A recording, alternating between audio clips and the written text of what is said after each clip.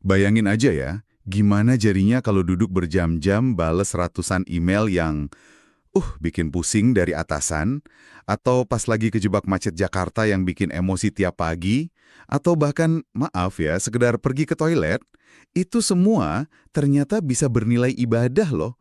Maksudnya, pahalanya bisa setara sama berzikir ribuan kali di atas sajadah loh. Wah, iya. Sekilas kedengarannya kayak klaim motivasi yang berlebihan banget ya buat ngehibur kaum pekerja. Tapi faktanya itu tuh rahasia operasional yang disembunyikan rapat-rapat di dalam salah satu ayat Al-Quran.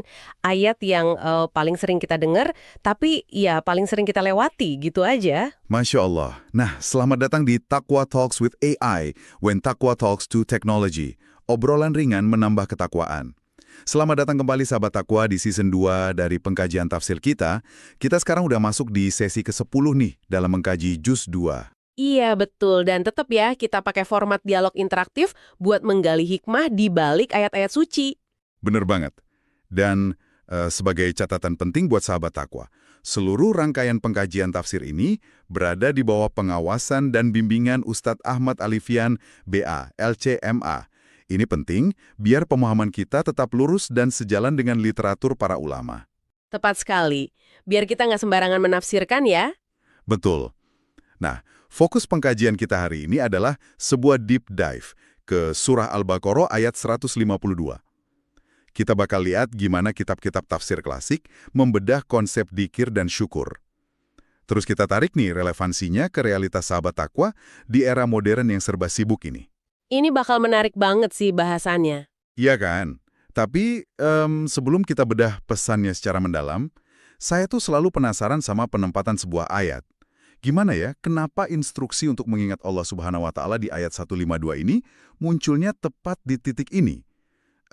Ada apa sebenarnya di ayat 151 sebelumnya?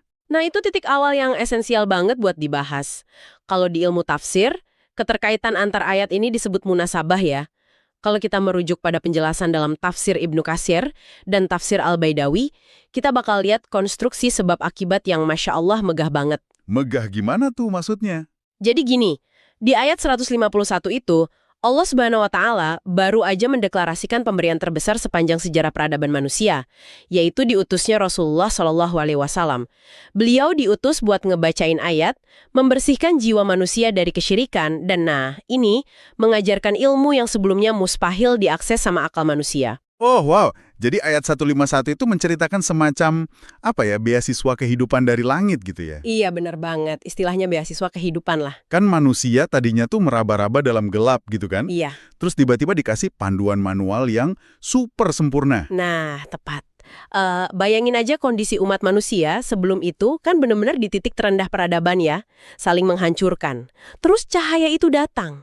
Nah, sebagai respon langsung atas nikmat besar itu, turunlah ayat 152. Ini semacam instruksi tentang gimana sih manusia seharusnya bersikap. Oh, jadi ayat 152 ini instruksi balas budinya gitu ya? Betul. Bunyinya tuh, fazkuruni azkurkum washkuruli wala takfurun. Yang artinya, ingatlah kamu kepadaku, niscaya aku ingat pula kepadamu.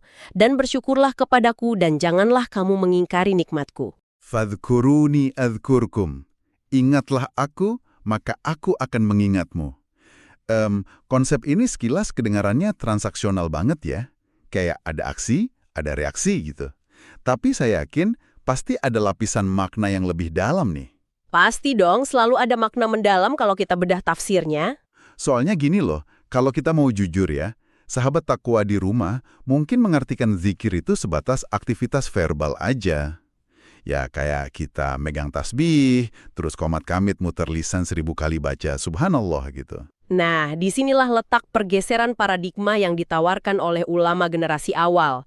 Kalau kita buka tafsir Al-Baghawi dan tafsir Al-Qurtubi, di situ ada riwayat dari sahabat mulia Ibnu Abbas radhiyallahu anh dan juga dari Sa'id bin Jubir.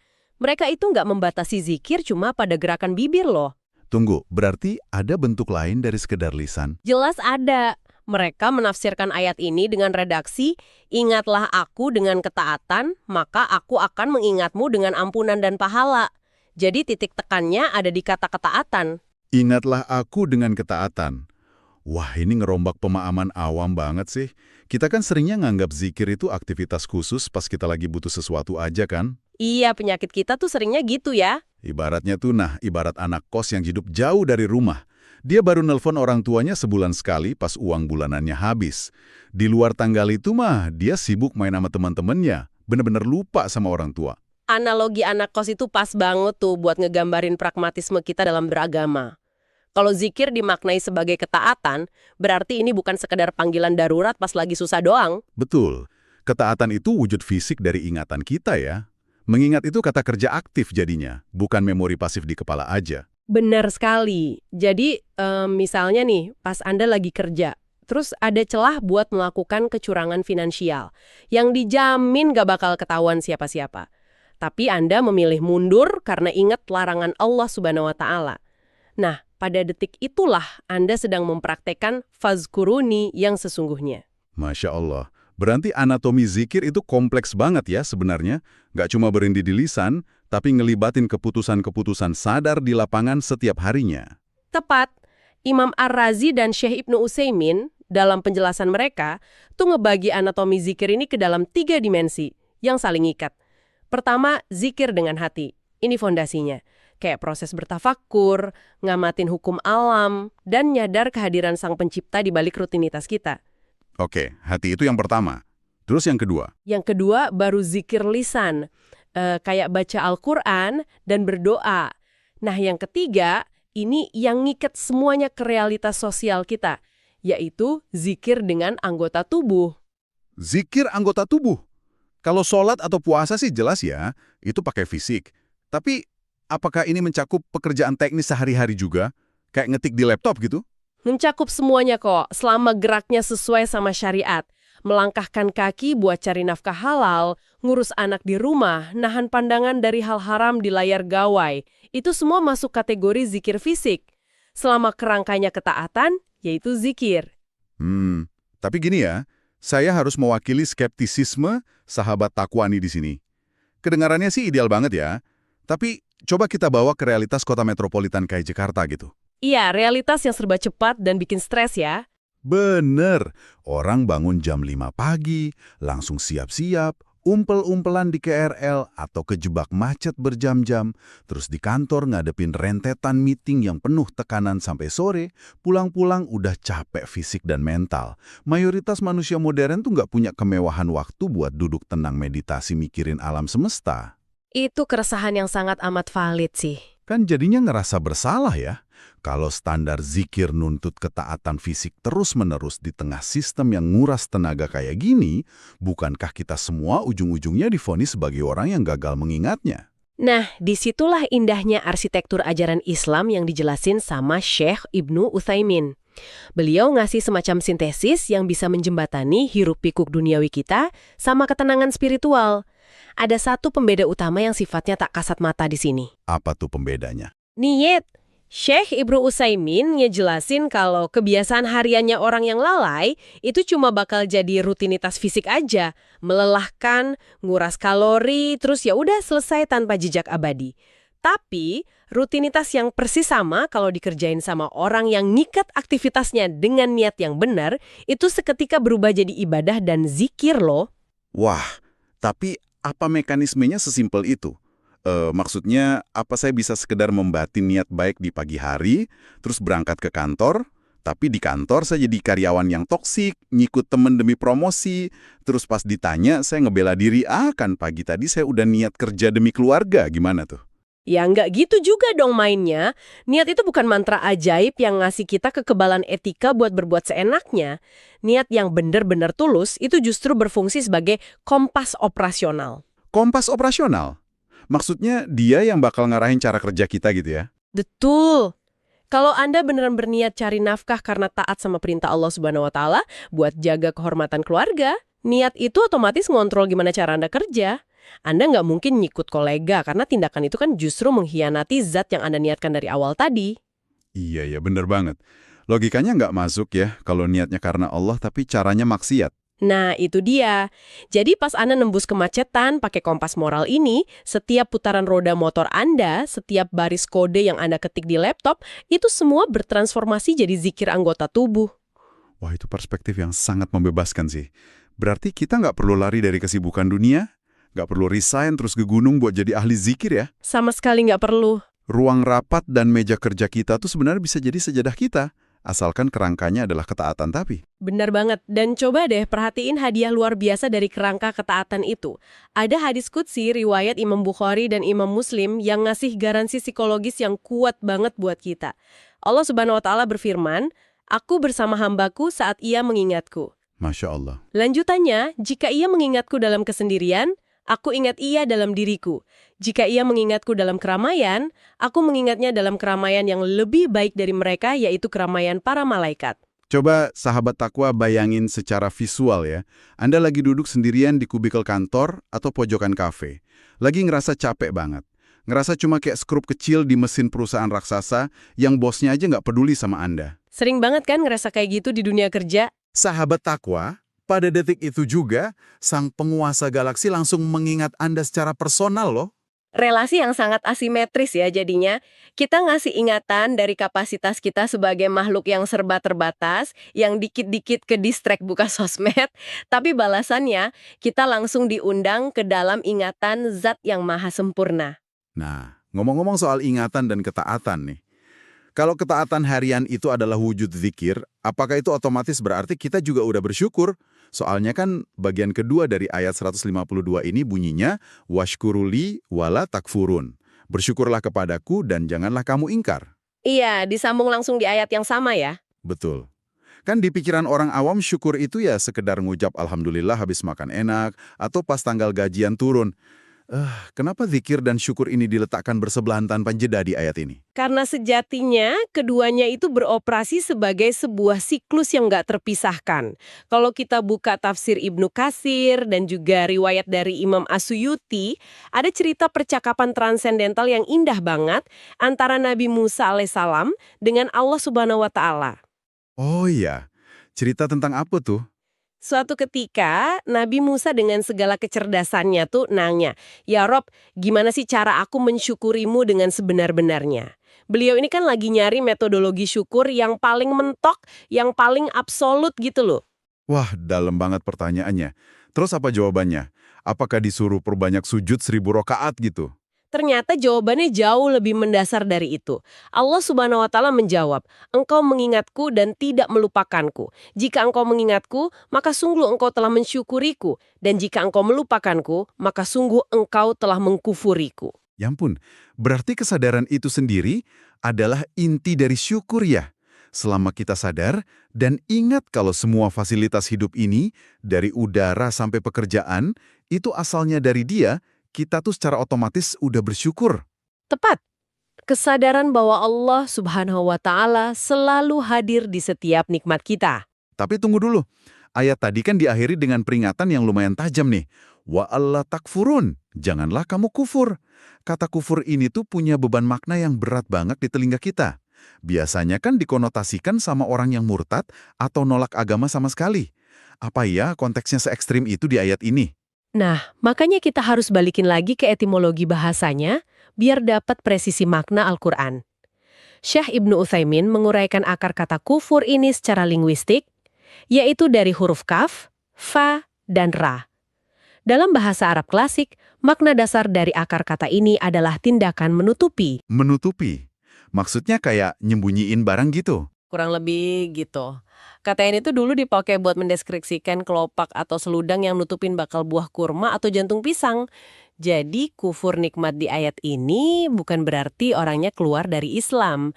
Tapi ini lebih ke tindakan psikologis di mana seseorang menutupi atau nyembunyiin intervensi Allah Subhanahu wa Ta'ala di balik kesuksesan hidupnya. Tindakan menutupi ya. Ini ngingetin saya sama sebuah analogi nih.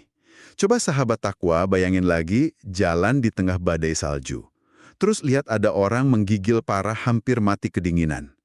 Karena kasihan, Anda lepas jaket termahal dan paling hangat yang Anda punya, terus dipakaikan ke orang itu. Oke, terus orangnya bereaksi gimana tuh? Nah, alih-alih berterima kasih, Orang itu malah ngerangkap jaket pemberian Anda, pakai jas hujan plastiknya yang murahan, biar jaket Anda nggak kelihatan. Terus dia jalan keliling kota sambil sombong ke semua orang, lihat nih, daya tahan tubuh saya luar biasa, genetik saya emang tahan dingin. Dia bener-bener nyembunyiin kebaikan Anda sepenuhnya. Sakit banget kan digituin. Wah, itu demonstrasi yang sangat pasti tentang gimana kufur nikmat itu bekerja. Orang itu nutupin sumber keselambatannya cuma demi ngedein egonya sendiri. Dan kalau kita tarik ke konteks masyarakat modern sekarang, fenomena kufur nikmat ini tuh udah diinstitusionalkan loh. Diinstitusionalkan gimana tuh maksudnya? Lewat apa yang sering kita agung-agungkan sebagai hustle culture atau budaya gila kerja. Oh iya, budaya yang muja-muja sosok self-made man ya. Manusia mandiri yang sukses murni karena keringatnya sendiri. Nah itu dia, narasi modern kan terus mencekoki kita nih. Kalau Anda sukses, kalau bisnis Anda tembus miliaran, itu 100% karena kecerdasan Anda baca pasar, ketangguhan Anda kurang tidur, dan grind Anda tiap hari. Narasi saya yang menciptakan kesuksesan saya sendiri, ini secara harfiah adalah definisi dari Kafka Faroh tadi. Astagfirullah. Berarti dia nutupin fakta bahwa kecerdasannya, modal usahanya, bahkan detak jantung yang bikin dia kuat begadang, itu semua cuma fasilitas pinjaman dari Allah Subhanahu wa Ta'ala ya? Betul sekali. Dan ironisnya nih, narasi self-made ini sebenarnya jadi bumerang psikologis buat mereka sendiri. Bumerang gimana? Ya, logikanya gini, pas kita klaim kalau kita ini satu-satunya arsitek keberhasilan kita, maka saat kita gagal, saat bisnis tiba-tiba bangkrut atau kena layoff, kita juga harus nanggung 100% beban kegagalan itu sendirian. Pikiran bakal bilang, oh ini murni kebodohanku. Itulah kenapa banyak banget orang modern yang gampang depresi ekstrim pas jatuh. Masuk akal banget. Jadi, mengembalikan kredit kepada sang pencipta lewat rasa syukur itu, sebenarnya malah jadi perisai pelindung buat mental kita sendiri ya. Syukur tuh menetralisir ego pas kita lagi di atas, dan zikir nahan kita dari keputusasaan pas lagi nyungsep di bawah. Tepat, keduanya itu bekerja bareng buat ngejaga equilibrium atau keseimbangan mental seorang mukmin. Lalu, gimana ya cara kita membumikan praktik syukur ini ke level yang paling basic? Soalnya sahabat takwa seringkali kebingungan nyari hal-hal besar untuk disyukuri, sementara ngerasa hidupnya lagi mandek atau stagnan gitu aja. Gimana cara ngelatih radar syukur kita? Mari kita lihat contoh dari generasi terbaik yang level syukurnya itu benar-benar mikroskopis alias detil banget. Imam As-Suyuti nyantumin sebuah riwayat tentang sahabat Ali bin Abi Thalib radhiyallahu an. Suatu hari setelah beliau selesai buang hajat dan keluar dari kamar mandi, beliau tuh nggak sekedar cuci tangan terus pergi gitu aja loh. Terus beliau ngapain? Beliau berhenti sejenak, ngusap perutnya pelan-pelan, dan merenung secara mendalam. Beliau ngucapin, betapa besarnya nikmat ini seandainya saja para hamba mengetahui cara mensyukurinya. Ngusap perut setelah dari toilet? Ya ampun. Ini tuh rutinitas yang mungkin kita lakuin 3-5 kali sehari loh. Dan saya jamin, hampir nggak ada dari kita yang keluar dari pintu toilet dengan perasaan takjub luar biasa kayak gitu. Ya, karena kita udah dibius sama keteraturan tubuh kita sendiri. Kita tuh nganggap sistem metabolisme yang ngebuang racun otomatis setiap hari itu sebagai sesuatu yang biasa aja. Padahal, coba deh kita main ke bangsal rumah sakit hari ini. Benar juga. Pasti banyak realitas yang bikin nangis di sana. Berapa ratus juta rupiah yang harus dikeluarin orang buat prosedur cuci darah 2 kali seminggu? Berapa banyak operasi nyakitin yang harus dilakuin cuma biar seseorang bisa buang air dengan normal lewat selang buatan? Kesehatan pencernaan yang diam-diam kerja tiap detik di perut kita itu adalah kekayaan yang nggak ternilai. Ali bin Abi Thalib radhiyallahu an seolah ngajarin kita ya, kalau Anda nggak butuh nunggu saldo rekening miliaran buat mulai bersyukur hari ini. Betul sekali. Kita ini kan emang seringnya mendongak terus nyari keajaiban di langit. Padahal ada mukjizat fisiologis yang lagi kerja keras di dalam tubuh kita sendiri. Itu tamparan kerasi. Nah, kalau Ali bin Abi Thalib radhiyallahu an tadi ngasih standar buat syukur yang paling sederhana, ada nggak contoh ekstrim tentang dimensi dzikir yang paling puncak? Ada satu fragmen sejarah yang Masya Allah puitis banget terekam dalam tafsir Ats-Sa'labi. Kejadiannya di Padang Arafah, pas lagi puncak-puncaknya ibadah haji.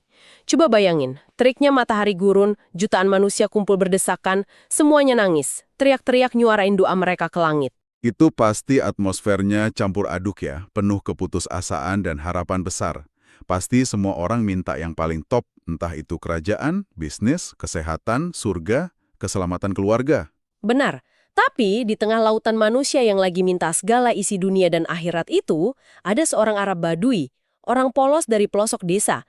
Dia ngangkat tangannya, dan doanya ini benar-benar menyayat hati siapapun yang dengar. Dia bermunajat, "Ya Allah, suara-suara telah riuh dengan berbagai bahasa meminta hajat mereka.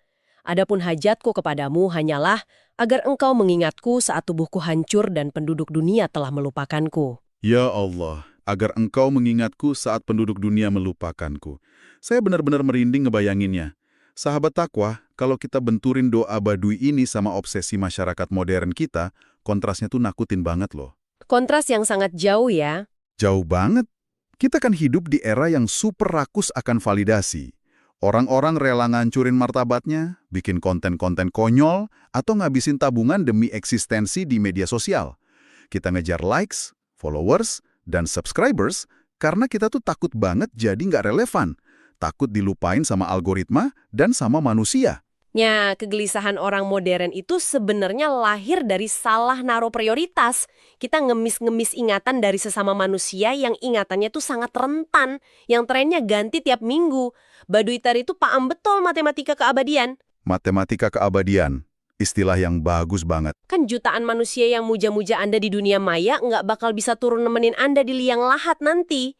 Saat tubuh kita membaur sama tanah dan bahkan keluarga terdekat kita pada akhirnya harus ngelanjutin hidup mereka masing-masing, validasi digital itu nilainya benar-benar jadi nol. Habis tak tersisa ya. Iya, satu-satunya yang menentuin nasib kita pada saat itu ya cuma satu pertanyaan, apakah kita masih ada di dalam ingatan Allah Subhanahu wa Ta'ala? Berarti Badui itu cerdas banget. Dia memotong semua perantara dan langsung minta hajat yang paling hakiki ke pusatnya. Karena jadi figur publik yang dielu-elukan seluruh bumi pun gak ada gunanya kalau nama kita nggak pernah disebut-sebut di langit. Dan sebaliknya ya, gak masalah juga kalau kita cuma sekedar pekerja anonim yang gak dikenal siapa-siapa, asalkan kita punya kursi VIP di ingatan Sang Pencipta. Itulah kenapa instruksi fazkuruni adkurkum ini bukan sekedar perintah ibadah biasa. Itu tuh semacam manifesto eksistensi kita. Anda mengingatnya di bumi, maka keberadalan Anda divalidasi langsung oleh pemilik alam semesta. Sebuah kerangka berpikir yang benar-benar membalikkan meja ya. Kalau kita rangka ini perjalanan diskusi kita di sesi ke-10 ini, kita udah ngelihat jelas kalau zikir dan syukur itu pada dasarnya adalah siklus oksigen buat jiwa manusia. Zikir adalah ketaatan aktif yang ujung-ujungnya melahirkan syukur.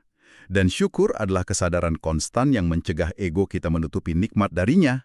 Ringkasan yang sangat komprehensif. Dan buat sahabat takwa yang hari ini lagi ngerasa kejebak dalam rat race atau siklus rutinitas tanpa akhir, solusinya bukan sekedar healing ke Bali atau melarikan diri dari kenyataan ya.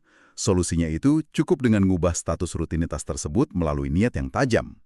Saat niat kerjanya adalah murni untuk taat, kemacetan jalanan dan tumpukan tugas kantor, itu langsung bertransformasi jadi arena zikir raksasa. Betul. Dan sebagai penutup nih, saya pengen ninggalin satu renungan fundamental dari tafsir Asyuti. Ini merangkum pandangan Ibnu Abbas radhiyallahu an dan Ikrimah. Pas kita meresapi janji Allah Subhanahu wa Ta'ala yang bilang, ingatlah aku, maka aku akan mengingatmu, kita tuh harus nyadar satu asimetri yang luar biasa, bahwa ingatan Allah Subhanahu wa Ta'ala kepada kita itu jauh lebih agung daripada secuil upaya kita mengingatnya. Gimana cara kita mengukur skala perbedaan ingatan tersebut di kehidupan nyata? Coba aja kita pikirin kualitas ingatan kita sendiri. Kita ingat Allah tuh seringnya pakai hati yang masih bercabang-cabang kan, niat yang kadang masih kecampuran debu ria, pengen dilihat orang, fokus pas sholat yang gampang melayang mikirin kerjaan dunia, bahkan kita masih sering diselingi dosa di sela-sela zikir kita. Ingatan kita tuh benar-benar cacat dan terbatas. Iya sih. Banyak bolongnya ibadah kita. Tapi, coba perhatiin gimana Zat yang Maha Agung respon ingatan cacat kita itu. Dia mengingat kita dengan rahmat yang sempurna, ampunan yang hapus dosa-dosa kita, dan penjagaan mutlak atas hidup kita. Dia menutupi aib-aib kita rapat-rapat dari pandangan manusia lain, dan ngasih pahala seolah-olah ibadah kita tadi tuh super sempurna. Kita cuma ngasih ingatan seukuran tetesan air yang keruh, dan dia ngebalasnya dengan samudra kasih sayang yang suci. Ya Allah, kesadaran akan betapa nggak seimbangnya pertukaran ini tuh harusnya bikin kita malu ya kalau sampai berhenti berusaha nginget dia. Nah, sahabat takwa, untuk menjaga kompas hati kita biar tetap stay di frekuensi ketaatan ini, mari kita sama-sama jadiin doa yang diajarkan Rasulullah SAW kepada sahabat Mu'ad bin Jabal sebagai bekal harian kita. Doa pendek yang merangkum keseluruhan pesan ayat 152 ini. Doa yang sangat indah. Allahumma a'inni ala dzikrika wa syukrika wa husni ibadatik. Ya Allah, tolonglah aku untuk selalu mengingat-Mu, senantiasa mensyukuri nikmat-Mu, dan memperbaiki kualitas pengabdianku kepadamu. Amin. Karena sesungguhnya ya, bahkan kemampuan kita untuk sekedar mengangkat tangan dan mengingatnya pun itu adalah nikmat yang harus disyukuri. Tanpa taufik dan izin darinya, hati kita ini bakal terus membatu. Amin ya Rabbal Alamin. Maka besok pagi nih, ketika sahabat takwa bangun dan kembali harus berhadapan sama rutinitas, pas Anda baru keluar dari kamar mandi dan tiba-tiba nyadar nikmatnya kesehatan pencernaan, atau pas Anda manasin mesin motor buat ngadepin kerasnya ibu kota, ingatlah kalau Anda tuh memegang kendali penuh atas niat Anda.